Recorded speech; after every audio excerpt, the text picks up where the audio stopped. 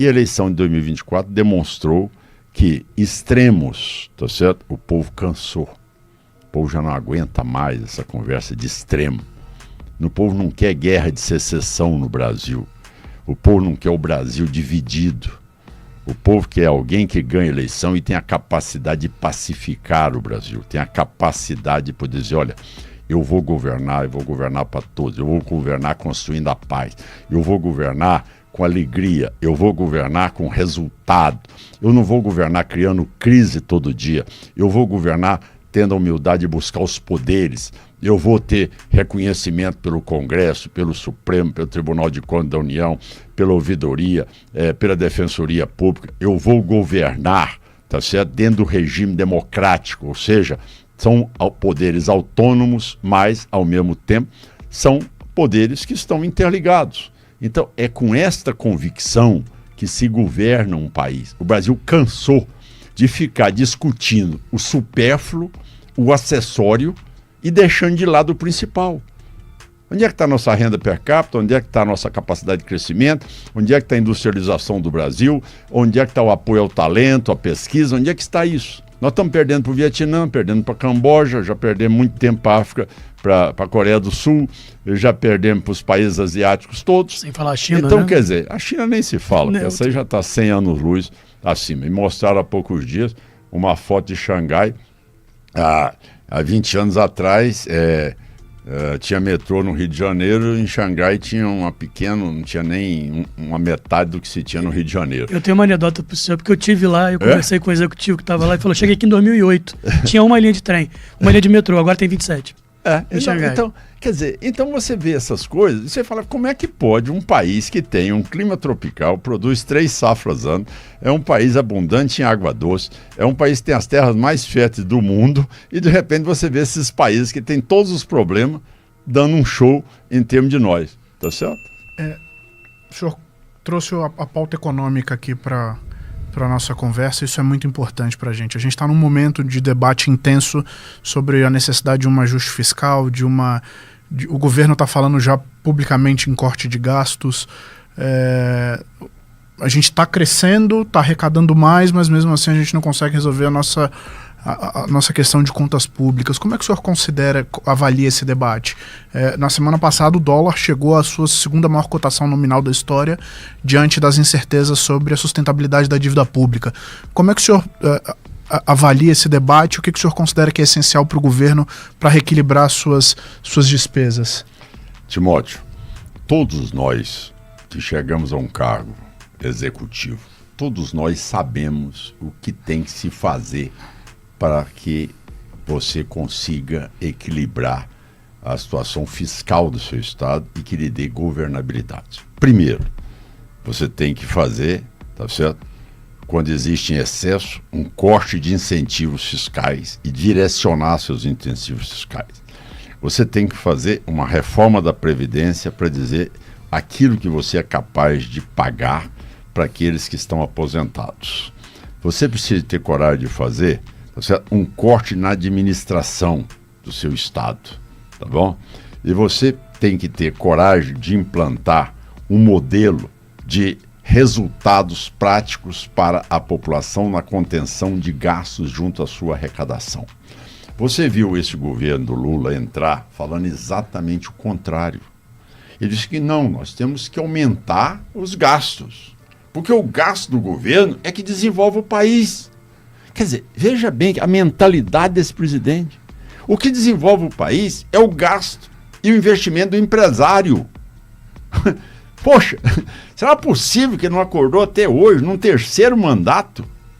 Gente, o que desenvolve o Brasil não é gasto do governo, não. Porque eu tenho que investir cada vez mais no governo, ampliar meus gastos no governo. Isso é o desastre que está aí.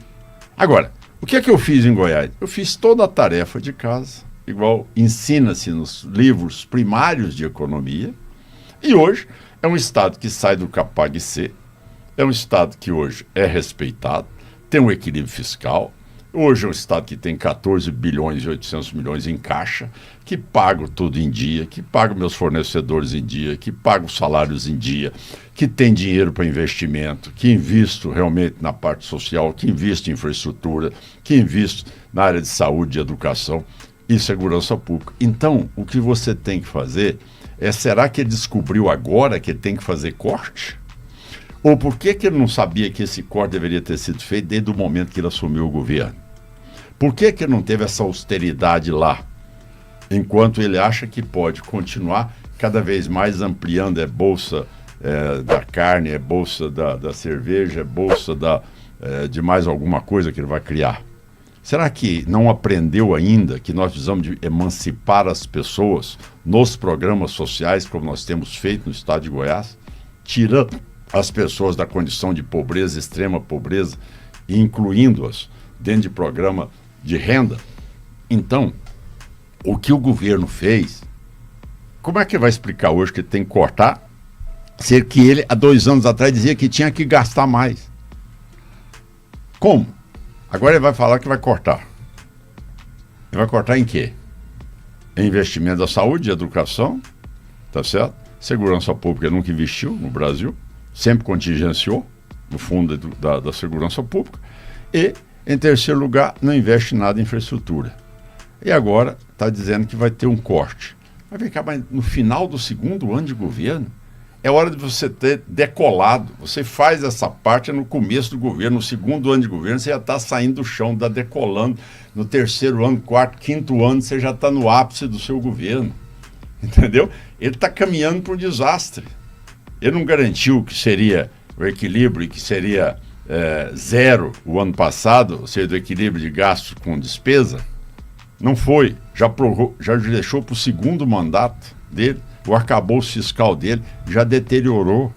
Então, como é que alguém vai acreditar num governo que não garante nem aquilo que ele propõe como arcabouço fiscal? Qual é que é a garantia do empresário investir no Brasil hoje? A inflação é essa aí que você está falando. Ou seja, o dólar superando aí todos os valores, tá certo? Quer dizer, uma insegurança generalizada no país. Mas, ao mesmo tempo, governador, tem também o outro lado dessa conta, que é um PIB surpreendendo também os próprios agentes de mercado. Tem alguns indicadores, o desemprego na mínima, tem todo um preço a se pagar, talvez, por esse excesso de gastos fiscais, né? Mas eu queria entender assim, então se eu fosse olhar para esse copo aí, não tem nem um pouquinho de copo meio cheio? Não, mas você há de conver o seguinte, se você buscar onde é que está esse superávit, está por alguma ação de governo ou por uma eficiência na área agropecuária e mineral? Então, onde é que o governo atuou nisso? Pelo contrário, ele não atuou nada. O produtor rural não tem seguro rural até hoje no Brasil. Pois é. Qualquer um na Europa, nos Estados Unidos ou no Canadá, o que ele perde, o governo simplesmente repõe. O Brasil corre 100%. Qual é a ação de governo que desenvolveu a capacidade do PIB nacional? Ele diminuiu a tributação no Brasil? Não. Vai aumentar com a reforma tributária. Vai aumentar a tributação no Brasil. Tá certo? É porque o Brasil é um país diferente. Ele aguenta a preguiça, ele aguenta a incompetência, ele suporta a corrupção e ele resiste a tudo isso e ainda dá esses resultados que nós estamos vendo hoje na balança comercial. Agora você imagina bem um país sendo bem governado, imagina o que é esse Brasil na mão de quem tem compromisso e espírito público.